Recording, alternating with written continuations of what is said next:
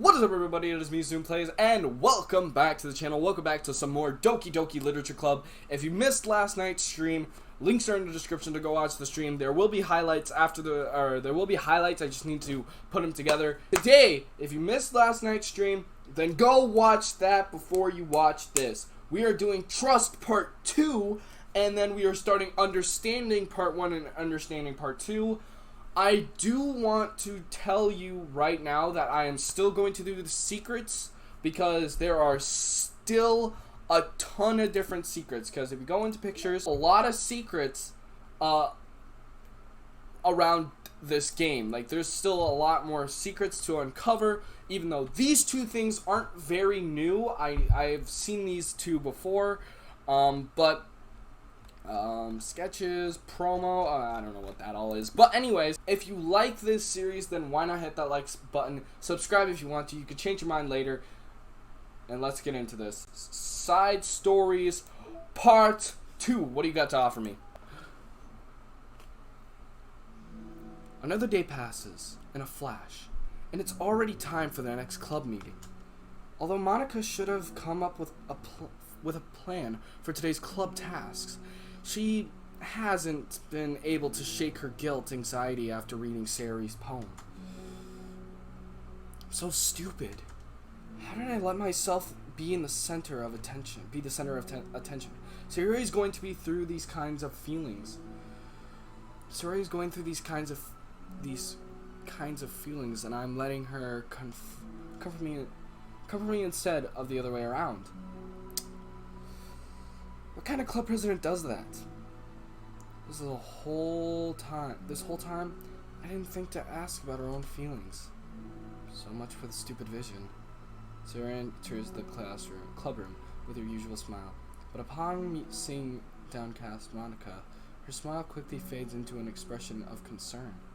Monica? Is everything okay? I'm really sorry. Such a terrible friend. Huh? What are you talking about? You're an amazing friend. Monica shakes her head. I made this all about myself. Even you said so yesterday. You told me that I'm trying to make the club that I need the most, right? But my problems are so trivial compared to yours. Sayori responds quietly. What are you talking about? But as she says that, her face darkens. Through the silence, Sayori mutters her realization. I left my folder here. Monica stares blankly ahead, unable to come up with a response. I wasn't ready to share those. Now you're worrying about me. I don't want that. But why? We're friends, right? Wordless Sayori nods. Friends look out for each other.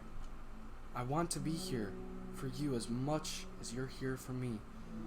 Another long moment passes in silence. Air is incredibly heavy. This is different. It wasn't just about you yesterday. It was about the club. Besides,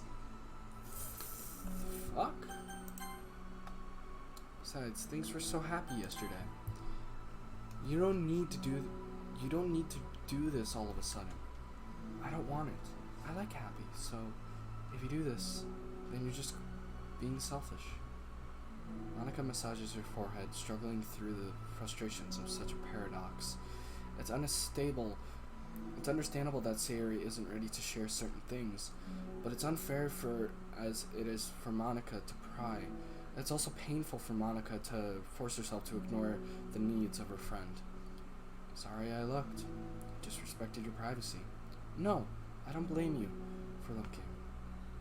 You would have at least needed to check if it was mine. Yeah. Monica takes a deep breath. Okay. I understand that you don't want me to worry. And I think I'll be able to put it aside so that we can move on. But can you promise me something? Promise you what? Monica pauses to collect her thoughts. This is the Literature Club. It's a place where people can express themselves in any way that life normally doesn't allow them to. That's the vision. In fact, it's our vision. Right the way into your heart or whatever. So I just want you to promise me that you'll remember to do that. It doesn't have to be right now, but I want to be here for you when you need it. I want us to be ourselves. Like that. Sayori smiles gently. I'll promise you. I'll promise if you promise. Unable to help it, Monica returns Sayori's smile. I promise. Me too. As the conversation closes, the mood in the clubroom is lifted.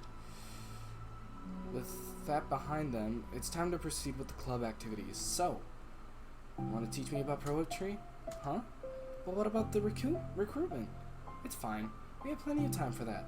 But right now, I feel like I want to do this. I mean, I do have to fulfill my end of the promise, you know. There's no way I could say no to that. Just don't expect much. I do a lot of writing, but it's not like I'm a scholar or anything. That's fine. I think I just need like some motivation. I never know where to start when it comes to writing poems. Starting isn't so hard. You kinda just need to write down your feelings and see where it takes you. Yeah, but that wouldn't come out any good. It's not supposed to. You're gonna have to fight your perfectionist mind, your perfectionist mind on this one. You can just start by writing your feelings and see what kind of things it makes you think of.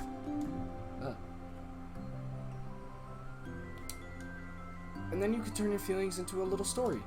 You can get your feelings down first, and then make it sound pretty later. It's like it's not building a railroad where you go from one end to another. It's more like a college where you find all the things that you want to put in, and then you arrange them in a pretty way. At least that's how I do it. It's not like it's the only way, but it's really good. It's a really good way not to get stuck right at the beginning. I understand. Yeah, I always get so caught up in how it sounds that I forget what's actually important. Monica pulls out a pen and a paper and starts writing on it. Stop being a perfectionist, you idiot. I'm just kidding. Monica scribbles out "you idiot" after she writes it down. No, keep it. But why? Are you calling me an idiot? Of course not. But the point is, you're not supposed to police your feelings, right? Be as dramatic as you want. But I was just, well, yeah. Underneath the scribbled, Monica rewrites "you idiot" and stares at her work. Her words stare back at her. It's kind of funny how I wrote down what I'm mad at myself for. And then I did the exact thing anyways. This is really gonna take some time getting used to. I believe in you. Thanks, I do too. Me, I mean. But also you, of course.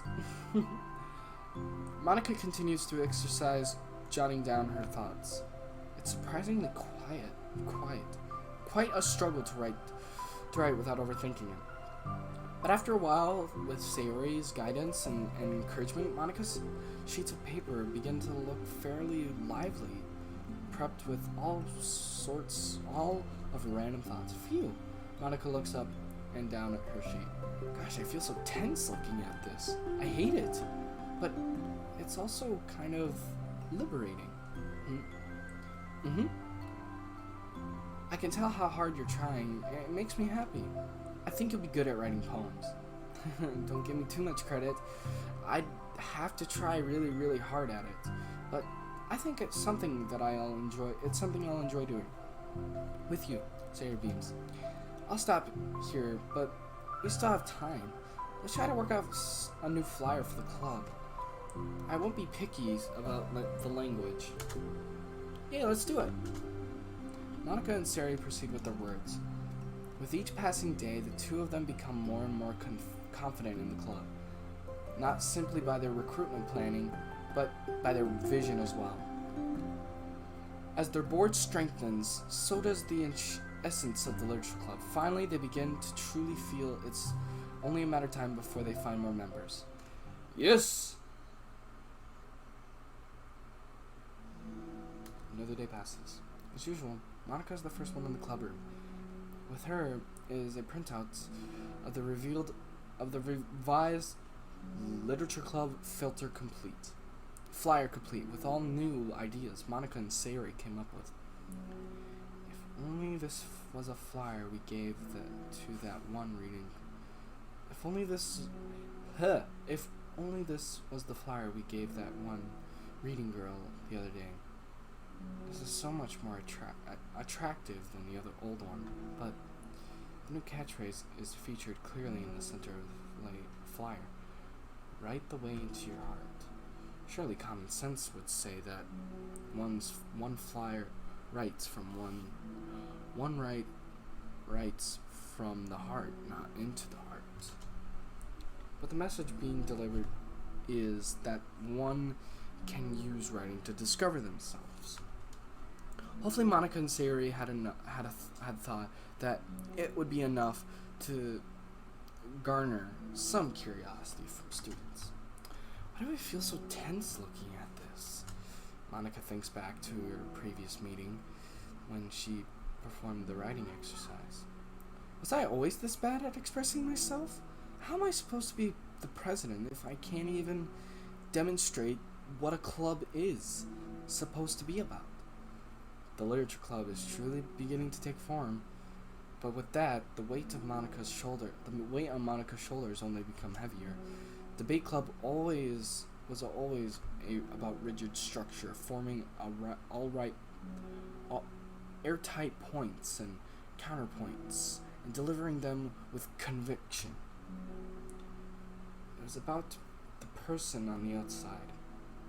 That's why Monica was so good at it. It existed entirely within her realm of comfort. It's suffocating.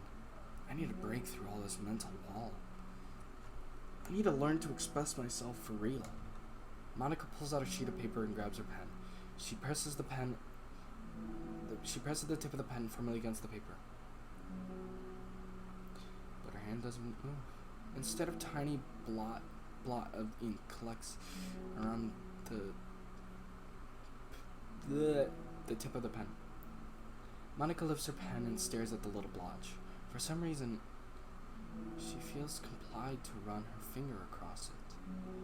As she does, the black ink smears across the paper, ruining Monica's canvas. Ugh.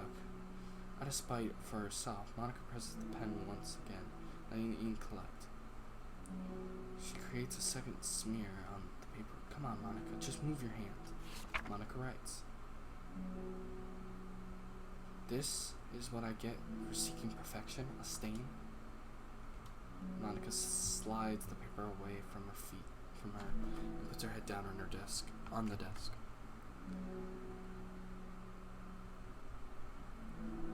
The air conditioning seems louder today. I'm here. Hi. Monica hears Sayori approach her desk, then stop for a second, probably reading the piece of paper. Then she sits down on the ejected desk. Bad day? Mm-hmm. Me too. You too. The new flyer looks great. You've been working so hard on the club, but also something else, I think. I can't do it. I'm sorry. It's so hard to just be verbal. Sayori takes a sheet of paper from Monica's desk. She writes something down on it, then stares at it for a while. Can I trust you? Of course. You can trust me with anything. Sayori gazes at Monica with sadness in her eyes. Understanding the signal, Monica takes the paper from Sayori's desk and reads it. Sometimes I want to die. Oh my god. Oh my god. Oh my god. Sayori. This is really, really hard for me. Her voice shaking. So if I can do it, and you can too, because you're like a million times better than me. That's completely not true. Sayori takes a deep breath and trying to steady herself. That's something about me that I never told anyone before. Even now my head is like screaming at me to stop. Wait, you don't. Wait, you don't have to force yourself. I mean, just because of the promise yesterday, I want to. It just feels right. I mean, maybe it's a part of the reason I came to the club maybe that's the part of the reason I came to this club in the first place. Can't speak today. Fuck. This is the literature club. I trust you more than I'm scared. At those words, Monica stands up. Sayori must have taken days to work up the courage for this. Or Monica's own futile but genuine efforts, the push that Sayori needed. Sayori's deliberate breaths can be heard over the air conditioner. As she prepares herself to continue, Monica waits in gentle silence. I have this problem where I get really upset when people worry too much about me. I can't control it. It's like, why waste your energy worrying about me when you can just be happy instead?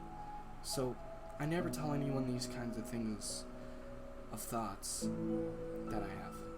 It's so much easier to just smile and help everyone else be happy. But that's terrible. That's what Monica wants to say. But she stops herself in fear of saying the wrong thing. It's just hiccups. It's just if everyone knew about it, they wouldn't treat me the same anymore. Like, whenever I'm not smiling, everyone would worry about me and ask me what's wrong. I know that because it used to be like that. Sayori pauses, seeming to recoil about something in the past. I just want everyone to be happy. That's the most important thing to me. And letting people look inside of my head doesn't bring me happiness to me anymore. Sayori pauses again. Her solemn expression makes her look almost like an entirely different person. How did you find the courage to tell me this? You're not worried that I'll be one of those people too. I am worried. Part of me really hates myself for doing this, but another part of me, I think, just felt like it would be different this time. Whenever we talk about what the club is supposed to mean, I kept feeling like it was right for me to do, especially after you've been trying so hard to express yourself too. It just made me feel like I could say it in confidence, and our friendship doesn't have to change. It's so silly. The club is only 2 people, but it already means so much to me. Monica feels the tightening sensation in her heart. The feeling of connection as Sayori's emotions radiate between them. Me too. I was lost until you showed up. You're so brave, Sayori. You're so strong and brave, and I don't even compare. Monica takes a step forward. But if nothing else, I can at least offer you some hug energy, if you would like. Oh my god! My heart! Fuck. Wordlessly, without a smile, Sayori rests her forehead on Monica's shoulder. Through the contact, Monica can almost feel the torrent of thoughts swimming in Sayori's head. And in this moment, enchanted by the air of the club, Monica realizes that of all the days that have passed, this is one where she really, really hopes that nobody new walks through the door. She speaks softly. You're like the sweetest girl I've ever met. You can say anything, I will never judge you. I promise. Sayori's breath begins to quiver. She takes several deep breaths, trying to make as hard as she can to start speaking, to say things that she never once dared to say out loud. Fuck, I keep hitting my desk. Finally, she speaks in choked words. I'm so worthless. I'm worthless and everyone would be better off without me. She's surprised. She suppresses a sob to a tear falling down to her cheek. I'm just an inconvenience to everyone. I'm not good at anything. And it just feels like everyone just has to put up with me. And I hate it. I hate it.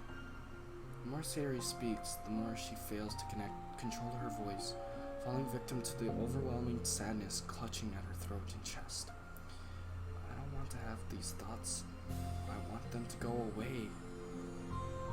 And now I'm making you put up with me. I just want to die. As soon as Sayori loses her composure, Monica becomes determined to keep her own. She only wants to be saved. She only wants to be Sayori. She only wants to be what Sayori needs right now. Goddamn. So she won't let any sadness show. Her voice comes through soft and gentle. This isn't putting up with me. It's just being your friend. Monica offers a few words of comfort, but she knows Sayori said it herself, that the thoughts Sayori experiences are ones that don't belong, and Monica can't magically make them go away. The most she can do is help Sayori battle them, like any good friend would do. You have so much value to me and your other friends too. The club wouldn't have been the same without you. I really mean that. You coming here was the best thing that could ever happen. That is the best thing that could have ever happened. Even if we never got any other members, I would still be happy. That's what brought you here. You brought us a vision, and you also brought happiness. Oh my god. And that's your favorite thing to do, right? Sayori doesn't respond, but Monica feels her greatly gentle nod. No more words are needed between them. The two share their embrace for a while longer. Monica letting Sayori take as much time as she needs. Once her breathing steadies and her sniffles fully cease, Sayori lifts her head and wipes her eyes. I guess I needed that. Some days are harder than others. Well, I'm here whenever you need me. But any other time, I'll make sure that things are the way they usually are. If that's what makes you happy. Thanks. You're the best. No, you are. The two are exchanging smiles. You know, I'm sorry for bringing this all up all of a sudden, but have you considered talking to a professional? Sayori nods. It's scary, since it's already hard to tell people. Yeah. Well, of course, it will always be your choice, but if you're ever looking to find the courage for it, I can do my best to help you. Thanks. I think it helps knowing that you would. Sayori suddenly yawns and stretches. Wow, that made me tired. I'm hungry. Well, I won't make you do any work today, if you're not up for it. No, I want to. I mean, I can say that. It's definitely one of the things that makes me happy. Monica smiles. But I might want to get a snack first. All of a sudden, the sound of a door causes the two to turn their heads. The door opens halfway, then stops, and a face peeks inside. A face seems familiar. It's her. It's oh my goodness. It's Yuri. It's Yuri. Oh my god. You know what? We're gonna end it off on this note. I was actually going to play another episode of the Side Stories Understanding Part 1, but I think we're gonna leave it off there, because I want to actually kind of cut this up into parts, and I just want to generally I just want to generally give you guys my reaction to this. So yeah. Anyways, thank you everybody so much for watching, and wow, that was a lot to unpack there. Whew. Anyways, thank you everybody so much for watching. If you enjoyed this, then why not hit that like button. Also subscribe if you want to. You can change your mind later. Check out the rest of my content as well while you're at it. Live streams, like I said, the live stream from the previous one to watch my reaction to the first side story is in the description down below. So yeah, thank you everybody so much for watching once again, and I will see you all in the next episode. Bye for now.